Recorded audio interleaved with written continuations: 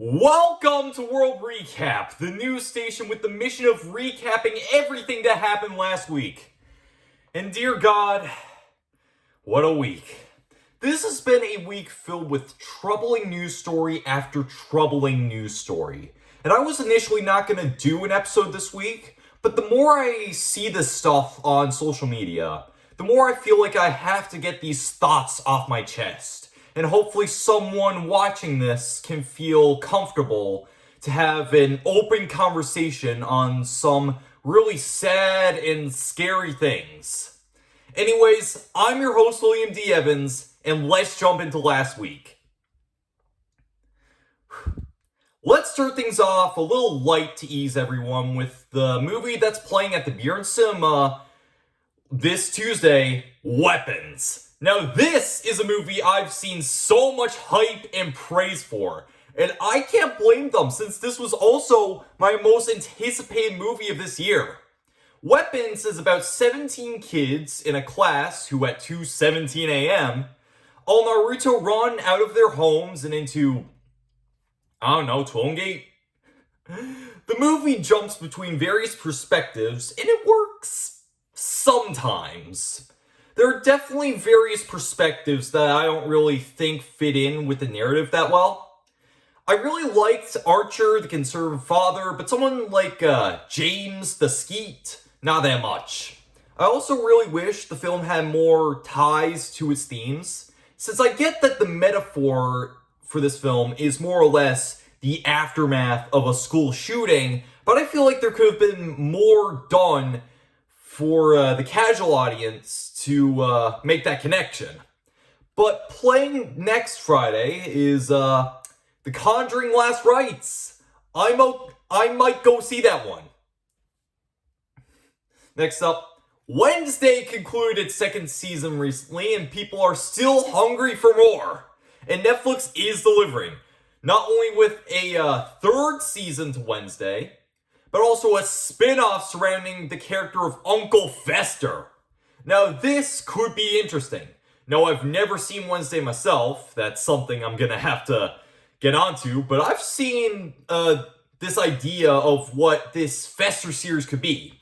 What if it's a crime drama, but instead of a detective solving the case, it's from the perspective of Fester committing these crazy crimes and getting away with them?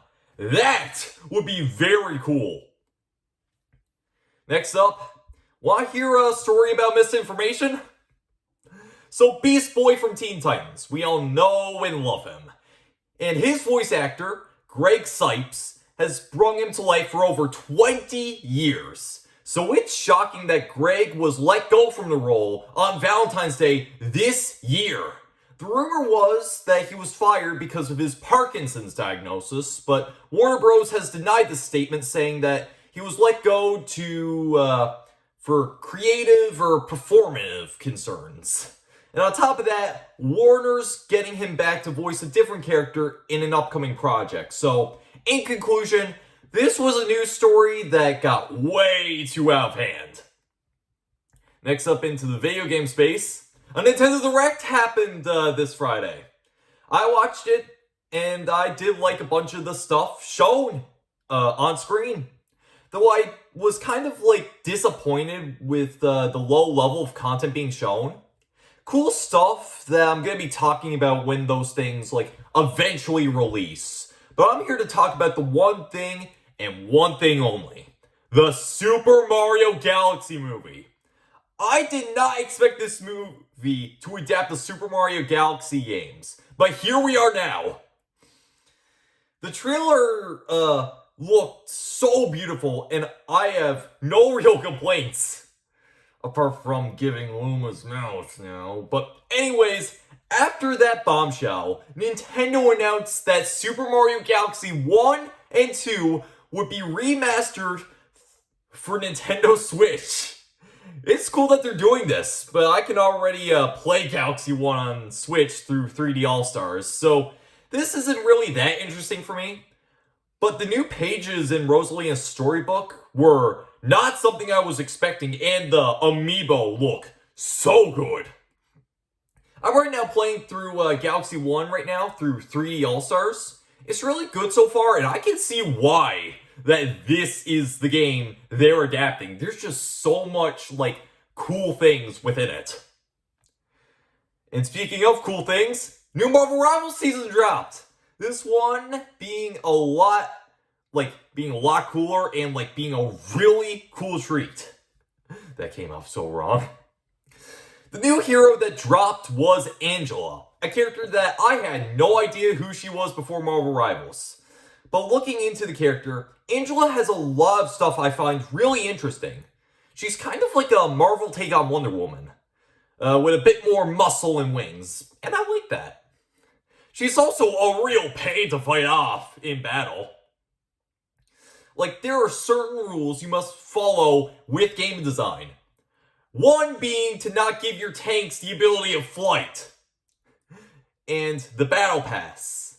It just feels like the table scraps of what wasn't in the previous ones. We have symbiote skins, eternal night skins, classic skins, and none of these things have anything to do with Kunlun, the theme of this season.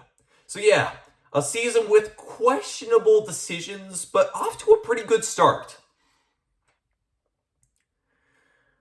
Next up, some really serious stuff. You probably heard of up-and-coming music artist David, styled as D4VD. He has made some pretty viral songs like Romantical Homicide and Somewhere Out Town, and also worked with big franchises like Invincible, Arcane, and Fortnite. So imagine the shock to me waking up and seeing that a decomposed body was found in David's car. I was flabbergasted.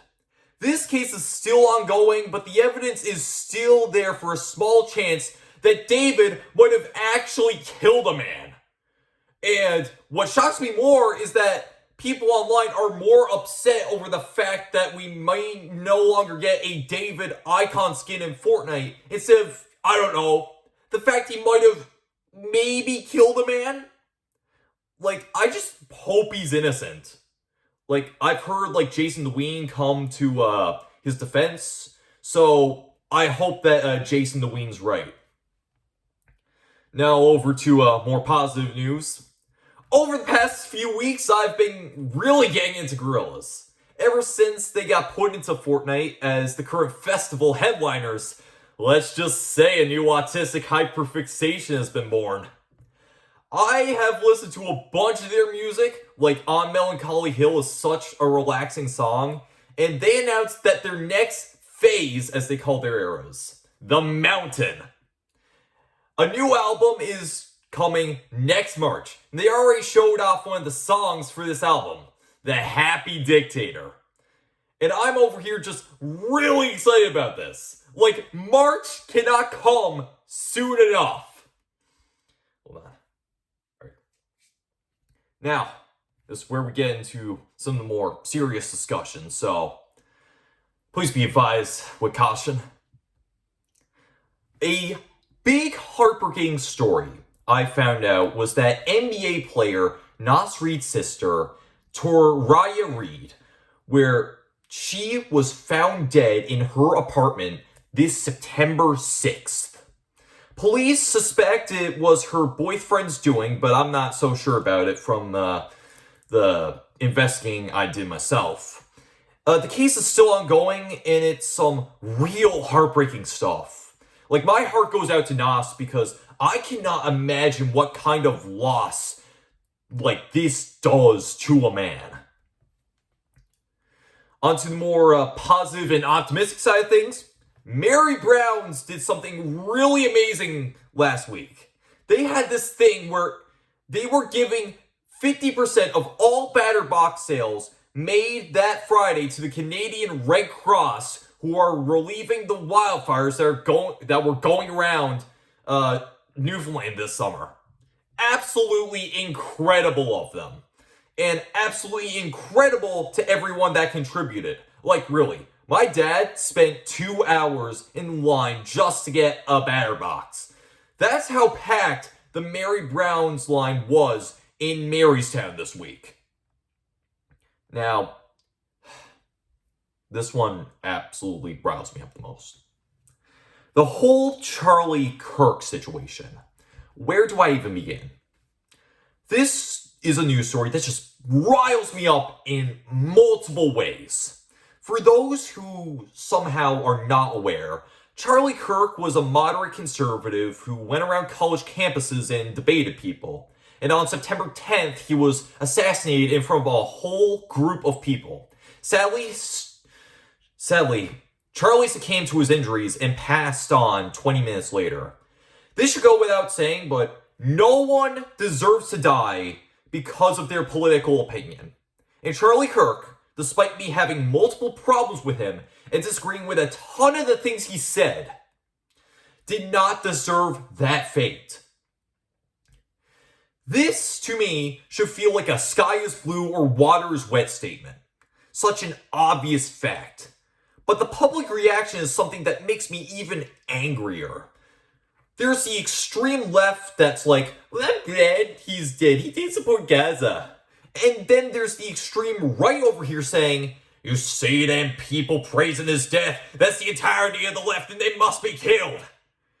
And I'm over here like, guys, a human being died that day.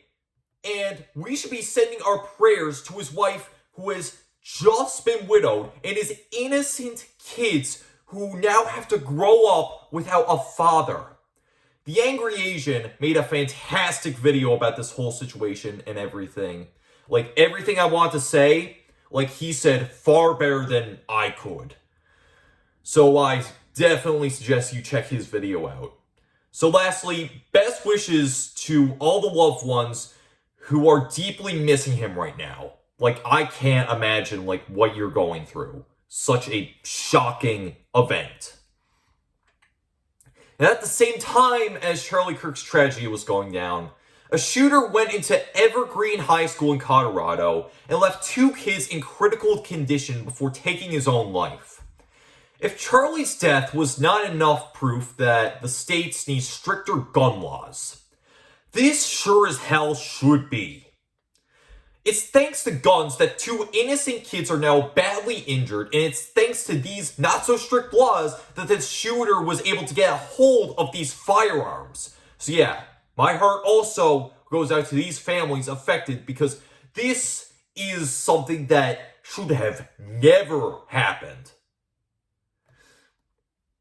And all this unrest isn't just in the States. Take France as an example. Since their government has been implementing laws that are, that will controversially tighten their borders and make it harder for immigration, people took to the streets of marches and protests with the slogan, Blocage total, or block everything in English.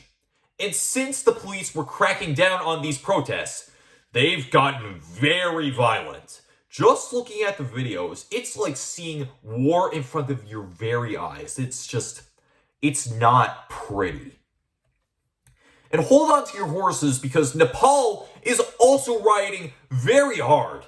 The younger generations of Nepal have had enough when it seems to the government's shady ban on social media, combined with other issues of corruption. The youth has taken to the streets very violently once again.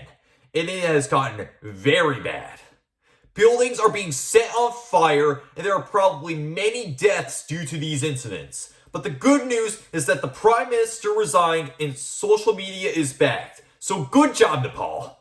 You successfully overthrew your shady government. Now please clean up the mess you've made. You burned down the Supreme Court. That's going to do it for this week's World Recap. Now, before I sign off, I want to give a serious talk about what was discussed today. There were a bunch of news stories about violent deaths that led to people getting hurt or killed. And I want to say, very publicly, that violence does not make you brave. It's so immature to slap, punch, stab, or even shoot someone just because you don't like them. I was told at a very young age that people are supposed to solve their problems with their heads, not their hands. Physically hurting others will only ever make problems worse. You need to talk about your problems. The conversations may get messy and even heated, but it's still better than getting punched in the face. If you liked what you saw in this episode, be sure to subscribe so more people around the world can see this. And if you want to see more of this content, be sure to subscribe so you never miss a new episode when it drops. And maybe comment down below if there's something that happens this week that you want me to talk about next week. Until then, I got some Mario Galaxy to play.